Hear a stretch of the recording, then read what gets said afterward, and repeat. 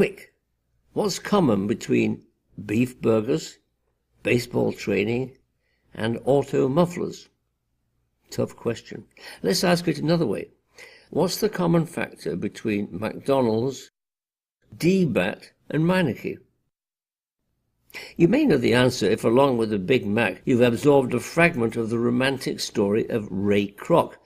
He's the salesman who created what became the world's biggest fast food chain. He did it by making a deal with a couple of men called the McDonald's, brothers they were, owners of a small restaurant chain, and the deal was he could use their brand name and their methods. Then he invited small entrepreneurs to open McDonald's that they'd run as operators, with an ownership stake. Very different than the business model where mom and pop stores have full ownership but no similar support. All the examples in my opening question are franchise operations. Kroc is sometimes credited with inventing franchising, and so is Isaac Singer, the sewing machine magnate. Not so.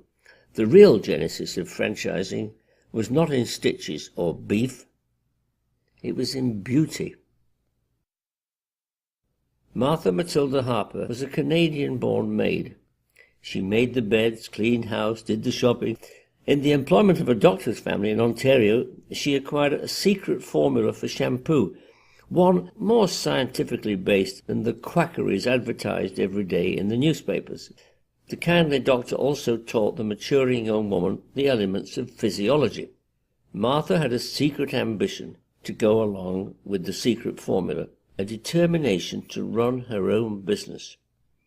By 1888, serving as a maid in Rochester, New York, she'd saved enough money, $360, to think of opening a public hairdressing salon.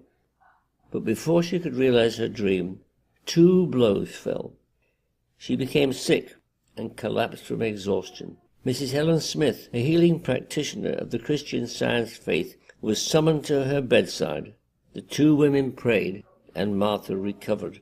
No sooner was she better than she was told, "Oh no, you can't rent the place," she vied. You see, her venture was to be the first public hairdressing salon.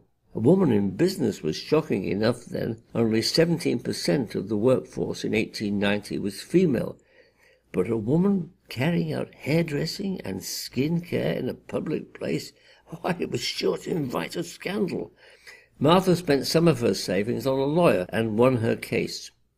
She proudly displayed on the door of her new salon a photograph of the barely 5-foot Martha as Rapunzel, with hair down to her feet, but glowing with good health. Her sickness, too, had proved a boon. Her ambition was now propelled by Christian Science values. The Harper method, as she came to call her services, was as much about servicing the soul as it was about cutting hair. In the therapeutic serenity of her salon, she taught that every person could glow with the kind of beauty she had, if spiritually whole and physically obedient to what she called the laws of cleanliness, nourishment, exercise, and breathing. She was very practical about it. She even designed the first reclining shampoo chair, though she neglected to patent the invention. Martha's salon was a huge success. Celebrities came from out of town to experience the Harper method. They enjoyed the service so much that they urged her to set up a salon in their cities. And this is where Martha's ethical sense inspired her crowning innovation. Instead of commissioning agents, as other innovators had done, from 1891 she installed working-class women just like herself, in salons exactly like hers, dedicated to her philosophy and her products. But these new employees were not provided a salary by Martha. The women in what became a satellite network of 500 salons in America and then Europe and Central America and Asia actually owned the Harper salons. What was good enough in the 19th century for suffragette campaigners like Susan B. Anthony, and was good enough in the 20th century for Woodrow Wilson, Calvin and Grace Coolidge, Jacqueline Kennedy, Helen Hayes, and Lady Bird Johnson, must be good enough for the rest of the world. Today, only the Harper Method founder's shop remains in Rochester, New York, but Martha's legacy is manifold. Her health and beauty treatments have been copied, and her business model is dominant. In fact, half of retail sales in America are through Martha Harper's franchising idea.